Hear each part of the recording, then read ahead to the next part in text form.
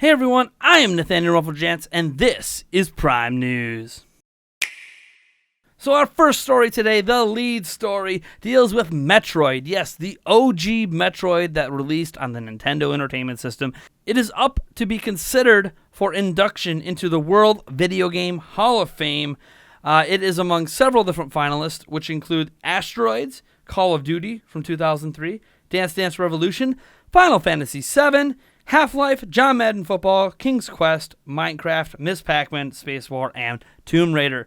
Now, there is a fan vote for this that you can go down in the description and click the link and vote. The top 3 vote getters from the fan vote will be included on a ballot along with 27 other ballots that are submitted by the International Selection Advisory Committee, which is made up of journalists, scholars, and individuals familiar with gaming history. Could be game developers or whatever the case may be. Yes, so that will decide what game or games end up making it in this year. You could obviously be one of those people that figure all these games should be in there, and I'm of mind that every single game on this list deserves a place in the Hall of Fame of video games. But, like any Hall of Fame, you can't just let everyone in every year because it does diminish the value of being included in the Hall of Fame, because otherwise all you'd be doing is just making a list of the top 700 video games every year and just throwing them in, which doesn't make it it doesn't make it seem like as big a deal to get in. So hopefully Metroid makes it, but if you're not Metroid, like personally, Asteroids needs to be in. All-time classic, meant a lot of the time, meant probably more than Metroid itself did. You can make an argument that Half-Life, obviously, not so much Half-Life 1, but Half-Life 2 led to Steam becoming what it is, so that obviously has a place in video game history. Started with Half-Life. You can't forget the OG Tomb Raider and John Madden Football, how huge that franchise is. There's a lot of really great games on this list that deserve to be in the Hall of Fame. But again, you guys make your selection. I'm not going to be like, hey, go vote Metroid. Vote for the game you think deserves it the most. Try to keep some bias out of it if you can. I guess it's a fan vote, so there's always going to be some bias. But I always believe in let's get in the games that deserve it, and then we'll get to that next tier. Anyways, our second story of the day deals with the third-party digital sales on Switch. So we heard actually back from GDC that at a Nintendo panel that the digital sales for third-party games have exceeded the physical sales. And this isn't noteworthy for basically any other platform because that's been the case for years for Xbox, PlayStation, and obviously PC. But it's notable for Nintendo because this has never happened. In the history of the company of Nintendo, whether it was Wii, DS, 3DS, or Wii U, these are the platforms that have had digital options available. Third-party sales digitally have always been massively behind physical until now with Switch.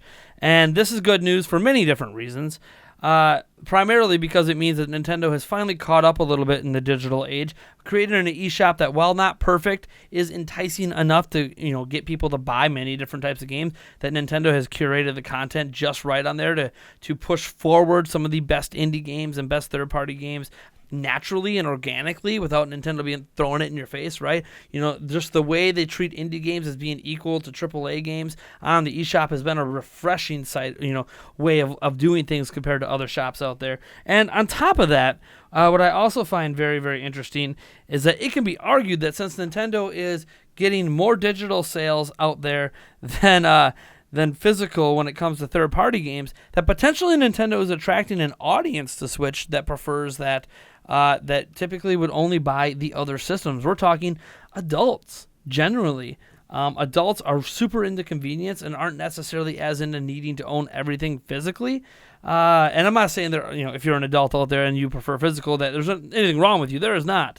But it is very interesting to see them attracting crowds and gamers to their platform that they really haven't had. So Switch, again, just more evidence that Switch is hitting with a demographic that Nintendo usually does not hit. So good for Switch, good for third parties, good for Nintendo. This is really good news all around for gamers, except for those that are a little worried that physical games might go away someday. There hasn't been any indication that we have to worry about it this generation, but it is something that in the future could potentially be possible. It is weird, too, because the Switch only has 32 gigabytes of internal storage. If anything, I hope this proves to Nintendo that digital matters a ton, so you need to have more storage included with your system. And if you're not going to include more storage, organically, then include like a 200 gigabyte micro SD card. I know they're expensive. Whatever. I don't know. Do I expect Nintendo to eat the cost? I have no idea. But something needs to be done because, personally, a 256 gigabyte micro SD card is not even enough for me. So when I'm getting to the point that I need the 400 or the new 528s, we're getting to the point where Nintendo needs to give me more internal storage so I don't have to use, super expensive micro SD cards.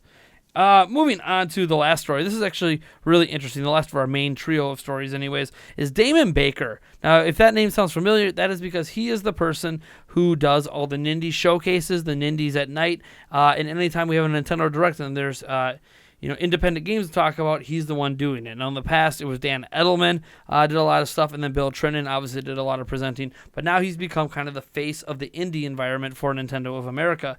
And he was on the Kind of Funny Games cast, which is unique because Nintendo usually does not allow their employees to be on video game podcasts that they don't control. So, right, Nintendo has their own podcast called the Nintendo Power Podcast, which is actually pretty good and has a lot of insight and a lot of development stuff, but it's also one of those where, like, how much can you trust what's being said on the podcast because it's owned and operated by Nintendo, and it's going to be really on message and on point, whereas something like a Kind of Funny Games cast could have the potential for Damon Baker to maybe throw some personal opinion in there that Nintendo doesn't always like being out there, and he did that. He threw some personal opinion out there on several things that, like, maybe they disagree with it inside Nintendo, and here's his take. You could argue maybe that sways public opinion, but Nintendo had to have known that was going to happen because they approved for him to be on the podcast. I don't think his job's in jeopardy or anything. This isn't like one of those unapproved appearances that have gotten employees in trouble before. And on top of that, we learned a bunch of things, or at least some interesting talking points that I just want to bring up briefly to make you guys more knowledgeable on what's happening behind the scenes at Nintendo. So back during the Wii days, Nintendo used to control all of the release dates and pricing of every piece of digital content on the platform. Oh boy, what a rough way to start your digital life, right? We need to control everything. But on Wii U and 3DS, they allowed self-publishing, which eliminated that entirely. So Nintendo does not control the pricing and does not control release dates at all anymore. They might make a suggestion if people ask for an opinion, but there's still some people out there that think Nintendo does control at least the release dates of games, and no, they do not. Nintendo does not control pricing or the release dates. So all these indie games you see at whatever prices and whatever release dates, that's not on Nintendo. That is on the independent developers. They do, the Switch does run a closed dev environment, but this is specifically due to demand for dev kits. They cannot make enough dev kits to keep up with demand for dev kits. So they chose to have a closed environment. Plus, they need to finish fleshing out the tools. Apparently, the development tools aren't fully all the way there yet, even though we're a year out for indie developers. So they want to make sure everything is there and clean before they just open the floodgates to let everyone in. Speaking of that, they do plan to allow basically anyone they want to make a dev kit. Now, let me explain the difference between the open and closed. An open environment, which is what they said Wii U and 3DS had, basically, I right now on this podcast can say, hey, I'm making a game. I go to Nintendo's website, I apply, and I'm in. Everyone's approved. And through that approval process, you then get access to the back-end forums, and then you can request dev kits, which you do have to pay for, but you can get dev kits and all that stuff. Which is great. That's awesome. But then, on Switch, you basically pitch, and then they have to go through the pitches individually and pick out specific games that they think fit on the platform. And you can argue that brings in bias and other things, which, of course, is that human element to it. But it's also because they can't keep up with demand of consumer products and dev kits, so they gotta find some way to control it. So I think we can all agree Nintendo's done a pretty good job. We've gotten a lot of great indie titles. The treatment of these titles on the Switch has been fantastic, and we're seeing oodles and oodles of sales. So I think that Nintendo is at least doing something right. We got to give them some credit here. And Damon Baker says they get something like 50 pitches for new developers and new games that don't have dev kits every single week, and they do go through each of them individually. They asked if there was any advice, like what's the best way to do it, whether keep it short and sweet, give a long explanation, demos, blah, blah, blah. He said it really it's a case-by-case basis. There's not really any specific way that's better than the other. Obviously, the shorter summaries are quicker to get through, but then you might not know enough about the game, so you just don't approve of it because you don't know what the game is. It's a fine balancing act, but yeah, we learned that. That's kind of cool. What's also interesting is that it's a group decision, which I think we assume this, but it's never been confirmed publicly. For the Nintendo Directs and the Nindy Showcases, the digital event, Nintendo of America, Nintendo of Europe, and Nintendo of Japan all communicate with each other to decide how the games are going to be presented and in what order. The order is very, very important because obviously you have to worry about pacing in these events, and you might know there's these 3, 4, 5 games that everyone's going to want to see, but it's also one of those things, even in the Nindy Showcase, like with Travis Touchdown, or Travis Strikes Again or whatever, where you have to look at that's a big indie game, and like Minecraft's a big indie game, Rocket League's a big indie game. Like, how do we show off these games but not have them overshadow other games, like say Celeste, before everyone knew how good Celeste was. And he talks a lot about indie game marketing and discoverability and how they do need to make improvements on the eShop. He doesn't detail what improvements they are looking at doing, of course, but he does know that is a top priority at Nintendo of America, at least, to improve that eShop. And he does say, the big thing with indie developers, and what he always tells them, is you need to spend almost as much effort and energy marketing the game as you do building the game. And that's, AAA developers already know that. That's why they have entire marketing teams handling these games, heading out to release and beyond. But indie developers don't always know that, because if you're just Joe Schmo making a game out of your garage and you're spending, 80 hours a week working on that game, how many hours are you spending of that marketing it? Probably not very many. And I know that a lot of indie developers do spam YouTubers' inboxes, expecting them to, hey, we gave you a free code, so that means you're going to play our game on a stream, right? That means you're going to review our game, right? And it's like, no. You can't just demand attention like that, right? You need to make us want to come to you and request those codes. So it is what it is. Just very interesting stuff there. He does talk about how they do read forums, by the way. He specifically says he reads forums like NeoGAF or Reset Era, and that he probably shouldn't, but like people just, it happens at Nintendo.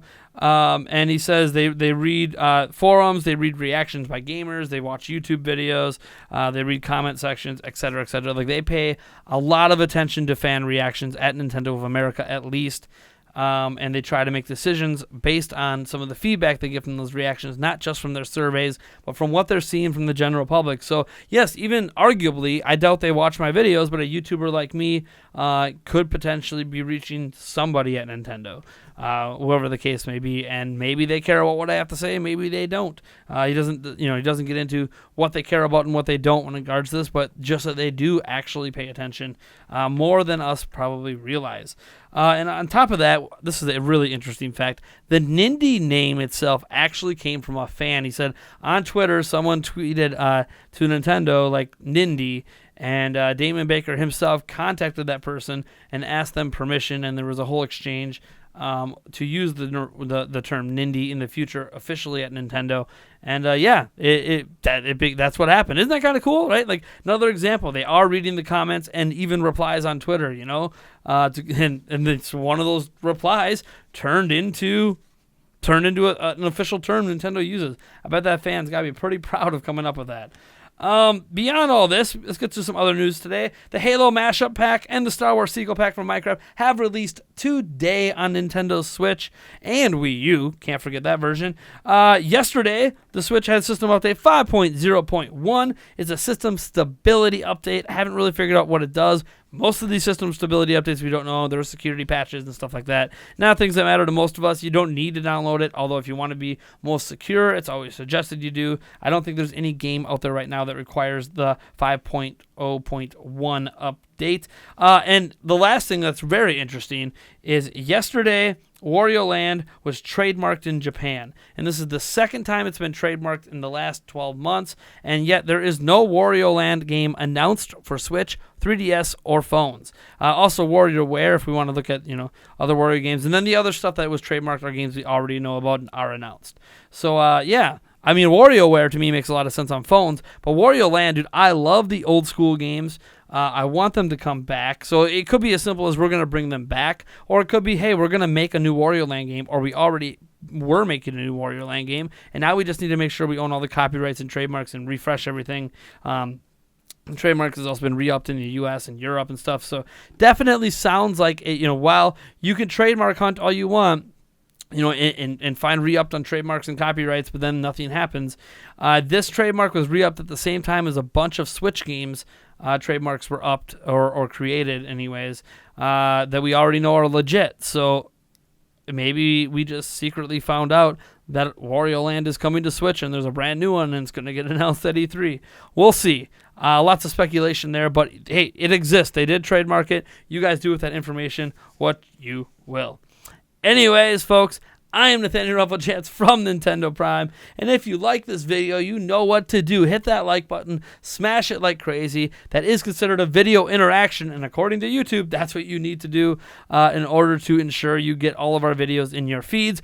The other way that guarantees it is, even though you are subscribed, hit the bell icon on our page. If you do that, then they will give you a notification for every video and every live stream we do. If you don't care about the live streams, that's why you like our standalone videos instead of hitting the bell icon. The more of them you watch, the more of them that you like, the more of those videos they're going to share with you.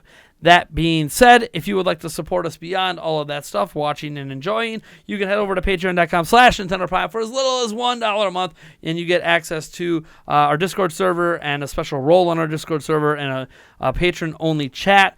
And there's other tiers as well, early access to the podcast, blah, blah, blah. We're eventually going to be adding where patrons get priority for playing games with me. So you want to play Splatoon 2 with me, you want to play Mario Kart 8 Deluxe, I'm going to start giving patrons the, at least for one stream a week, patrons the kind of exclusive ability to be the people that I play with. And then anyone else in the public that would like to play with me, you're going to have to become at least $1 patron. That being said, it has been real, folks. I love this. I'm glad I'm back. I know I said this before, but man, it feels so good to be back this week. Back to normal. I am Nathaniel Rufflechance from Nintendo Prime, and I'm going to catch you guys in the next one.